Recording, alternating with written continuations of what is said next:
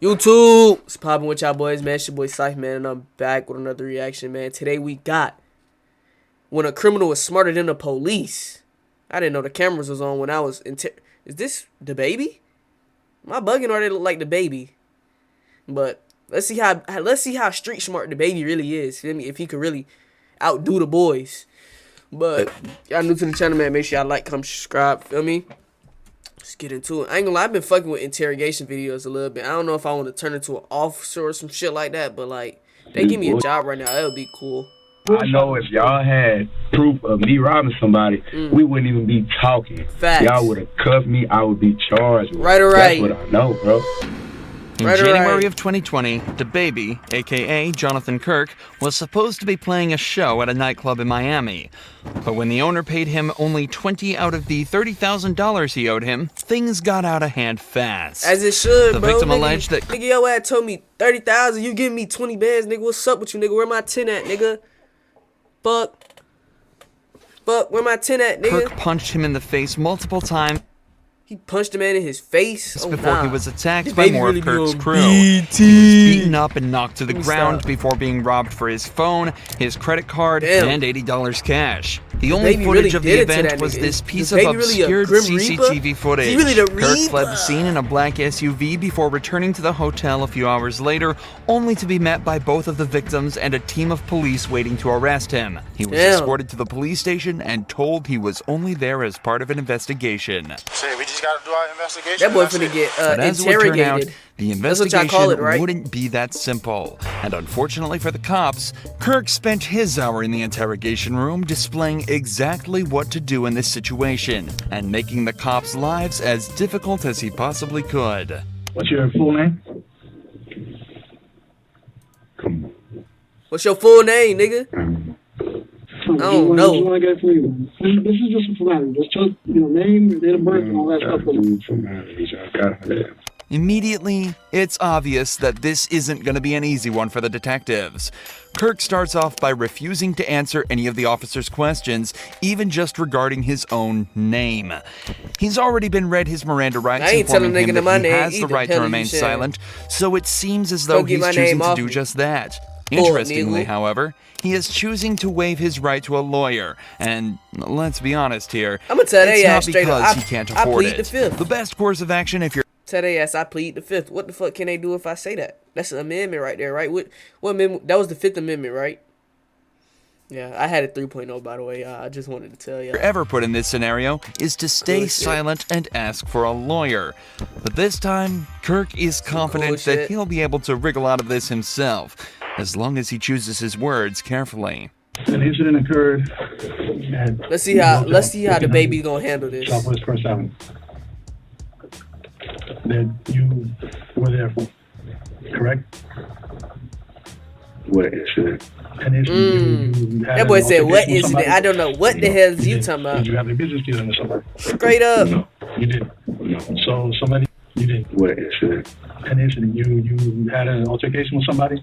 No. You did. Did you have a business deal with somebody? That boy said none of that. Nothing. No. So somebody didn't bring you $20,000 in front of the hotel in your SUV?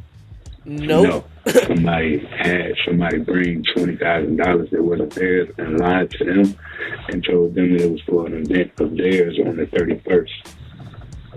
And lied to them. That person, once he realized they were doing bad business, said nah and left for his $20,000. Okay, so you didn't count. And got my contact information. This nigga playing third person. He third person point of view right now. Around what time was this, sir? No, first person. First person. First person and third person. I don't know my first person. The camera showed me not robbing no. I don't know my point of views. Kirk is whatever time the camera showed me not robbing no damn body that time. Kirk is claiming that he had nothing to do with anything that happened outside. His story is somewhat unclear, but he's essentially saying that his manager was talking with an event promoter about playing at a nightclub called Cafe Iguana Pines. But it turns out the money that they were offering was stolen, and the promoter was acting strange during the deal. So instead of taking it and going through with it anyway, he told them to get their act together and left without an argument. This, of course, does not explain the altercation outside that was clearly caught on camera, but with the footage unclear and no witnesses nearby to identify the assailants, as long as Kirk sticks to his story, theoretically, things should be perfectly fine. Common sense. Common sense. You know what I made to even be down here? A promoter booked me at that hotel. I didn't pay to be at the hotel. I was paid for. You'd have let me on my room, you would have saw close to $250,000 cash, legally, hard-earned money. Damn. I don't got to take nothing from nobody, bro. Right or right? I will go outside here right now and throw $10,000 in the air. Like, I do not care about it. Nigga, come give me $10,000. Fuck you mean? Money. Nigga talking about he don't care, nigga. I care, nigga. Was there an argument? Don't throw that shit it on was me. an argument. Pause. I didn't argue with a soul. I didn't argue with a soul. Voice was never raised. There was never aggressive language from me. None of that. Was there a fight? None of that. No, I ain't seen no fight. And nothing was taken. We shouldn't be in no robbery, bro. So when y'all get done doing what y'all doing, y'all need to do y'all job. Y'all need to follow y'all process. And y'all need to arrest whoever gave y'all these false allegations, bro. This is bullshit. While it may just look like Kirk is flexing his rapper money here, this is actually a very good point for him to bring up in this situation. If he's doing random $30,000 deals on a weekday and paying for hundreds of thousands of people per month, what does he need $80 and an iPhone for? Facts. The further he can place himself from this event, both literally and figuratively, the better.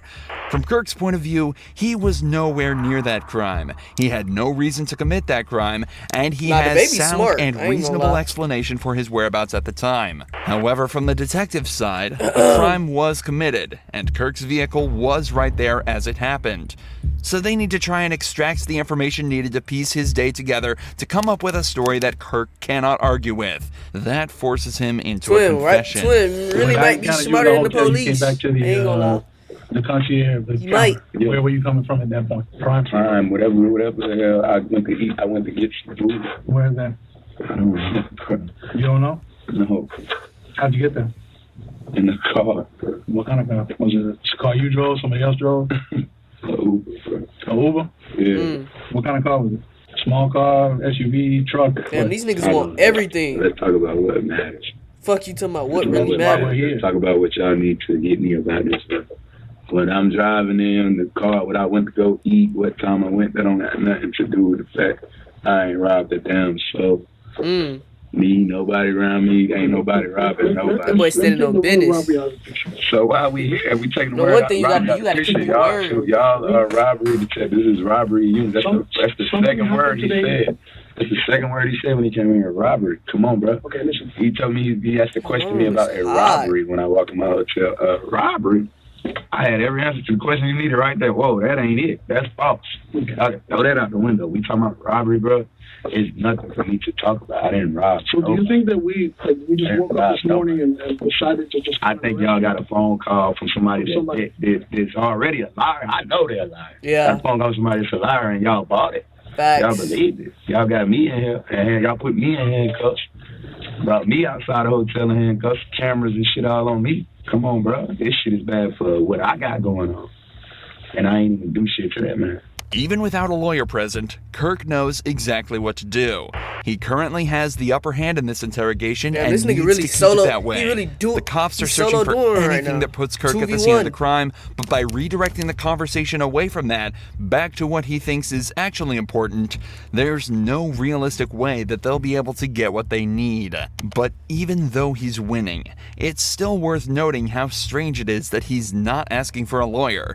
Kirk obviously knows exactly what to do in an interrogation and has clearly spent time learning what to do. If that's true, he should also know that there's next to no scenarios where lawyering up will harm his case. But whether it's an ego thing or just a lapse in his thinking, Kirk is definitely still winning this interrogation. But he's about to start absolutely dominating.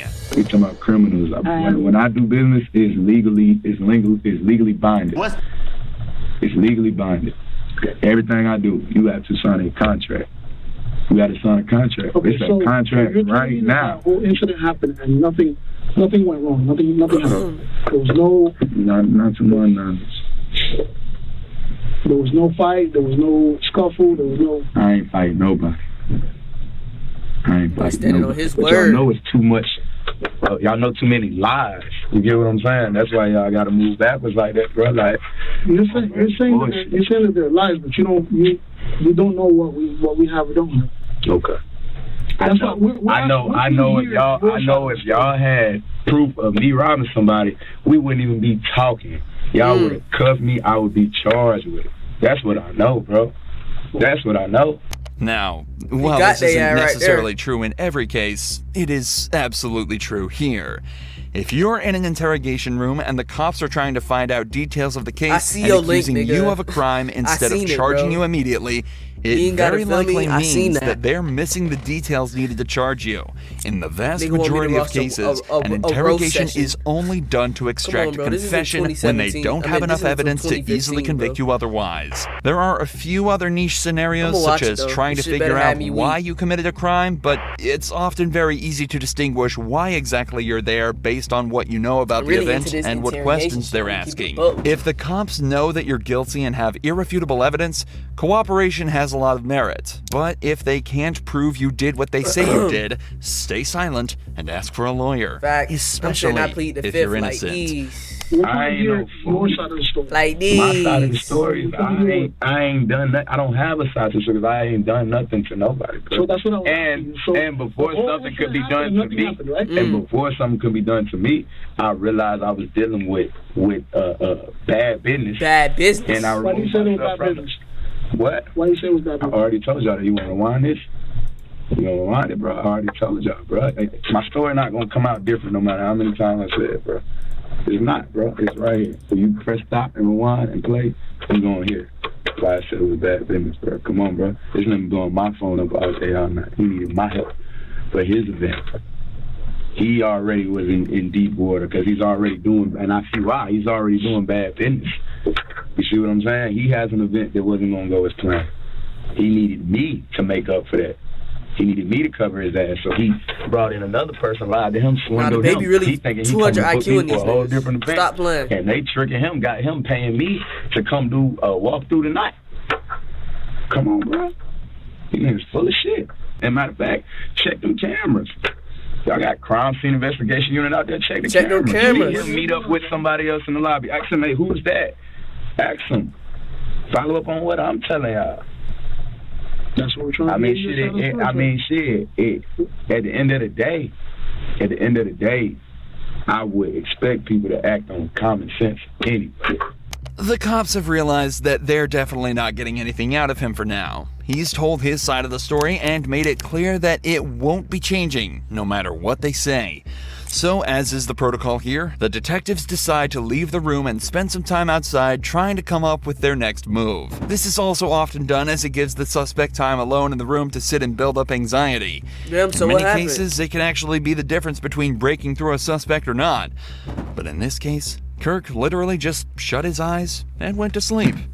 This dude really does not care. This nigga's crazy. He ain't done none of that. That nigga finna knock out. I'll do the same. Sleep my ass right on that wall. However, it seems as though the detectives couldn't come up with their next step and decided that nothing was going to make this guy budge. The next time a detective returned, it was regarding the security of Kirk's belongings that had been left in his hotel room. Even though he hasn't been convicted yet, he was still the prime suspect of this investigation, so he'd be spending some time in jail while they figured out what to do and gathered all the evidence they could. So they just had to figure out what to do with his stuff while he was locked up. But obviously, Kirk refused to let them touch his stuff and just let the hotel deal with it. Kirk was facing a possible sentence of up to 15 years in prison plus a $10,000 fine, plus any charges they could slap him with for the battery. That's only if they could gather enough evidence, though. Evidence they absolutely were not getting from Kirk, or the blocked security footage that was the only evidence the crime even took place. So just after 48 hours in jail, DaBaby was released and sent on his way. Just 2 months later, all charges were dropped, and he remained a free. Damn. That boy really beat that shit by his stuff. Stop playing, man. Hey, man, if y'all made it this far in the video, feel me? Y'all new to the channel and all that shit, bro. Just subscribe, feel me? You want the road to come up, feel me? Just sub up if you made it this far. Out of here. Sub and like, pussy.